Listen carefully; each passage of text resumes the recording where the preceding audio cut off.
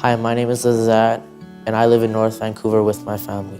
I'm Claire Parker. I'm 13 years old, and I was diagnosed with obsessive-compulsive disorder when I was 10. I was 11 years old when I moved from India, and it was very new to me. I barely knew English, and I started going to school. I didn't know anyone. I didn't have that many friends. I was basically alone.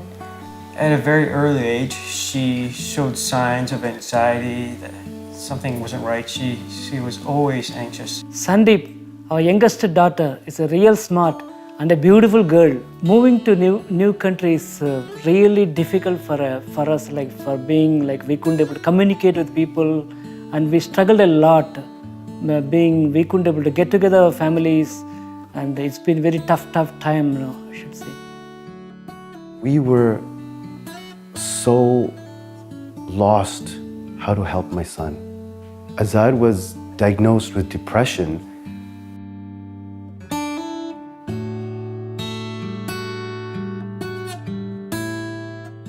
Well, my friend, unfortunately, he didn't survive a major collision.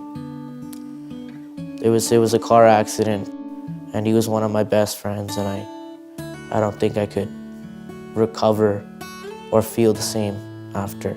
The hand washing was a significant sign that compulsive need to wash your hands and to recite the alphabet a certain number of times, to play her piano pieces just a certain number of times. Certain numbers were good numbers, some numbers were bad numbers.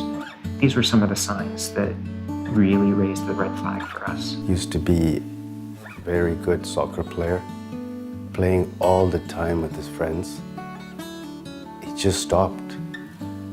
He just didn't want to go to the field. He stayed mostly in his room all the time. She really resisted going to school. She didn't want to go. I just thought it was normal for kids to not want to go to school. But then came the field trips. Every kid loves going on field trips, but every time nearing the field trip, she'd start getting upset at us. She'd lash out at us for no reason.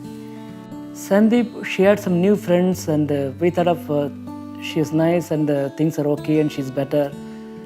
But she's becoming thin, and she's acting picky about food, and she's exercising every day for hours. We have no idea what is happening here, what is going on.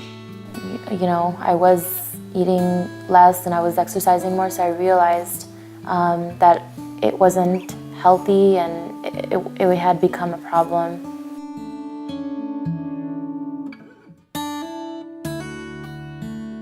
We as a family, we all sit together and eat. But when we notice Sandeep, she has all the time excuses not to sit with us. Now we realize that she did have a problem back then, and this eating disorder.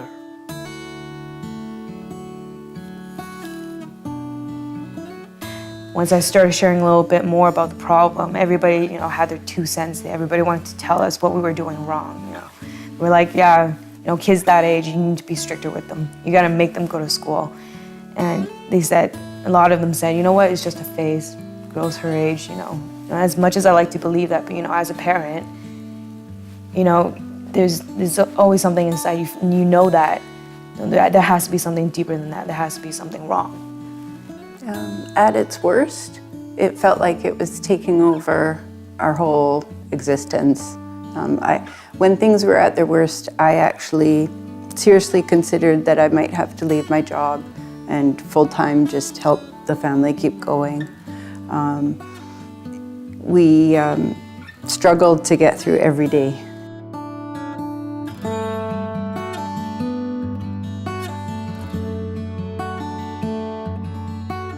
Mental health problems in teenagers and children can be really difficult to see because they're not like a broken arm or a fever where we can see them, and sometimes children and teenagers don't know how to talk about them. Sometimes they may have behaviors which the parents or teachers may see are normal, but they may actually be a sign of a serious emotional problem. Mental illness, in fact, can really affect everyone. And some of the world's greatest minds, greatest geniuses, most famous artists, singers, sports people, leaders have had mental illness. There's no correlation between intelligence, achievement, hard work, who you are, what kind of family you come from, and mental illness.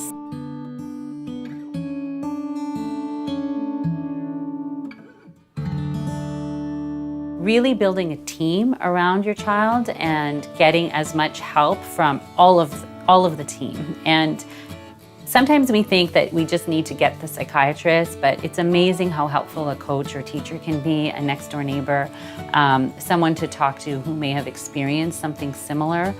Peer support, learning from other families, learning from other parents, learning from other relatives who may have experienced. So really putting yourself out there and opening up and talking about it can help, because you'd be surprised who might come in and be there for you.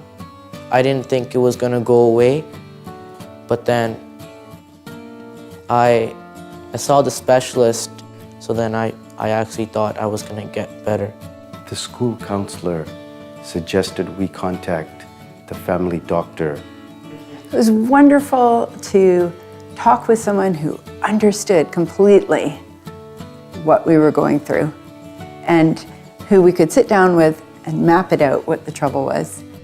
Now that I have the tools to face my OCD, I feel like I have a brighter future. I talk to my parents now and I feel great.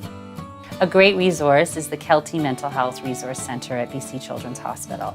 They're really helpful. They have people who speak different languages. They have publications, online resources. You can call them, you can go in person. They will help you find what you need in your community. Families who are concerned about the mental health of their children can seek help. They can ask their family doctors. They can ask their pediatricians. They can ask their school counselors. And I really encourage families to not give up. I say that if you suspect something is wrong, it's better to address the problem than to ignore and hoping that it'll go away, definitely. Because just by sitting here and just waiting, the problem might eventually get worse. And it is better to be safe than sorry. Go talk to your doctor, go talk to a school counselor, see if they're exhibiting signs at school as well. In the end, it's a lot easier to deal with if it's just out in the open, if you actually know what the source of the problem is. Tell other families to trust your instincts. And when you feel that something's not quite right, trust that feeling and explore it. And talk with your child. And seek outside help. It's there. Because children have a really good success rate with treatment.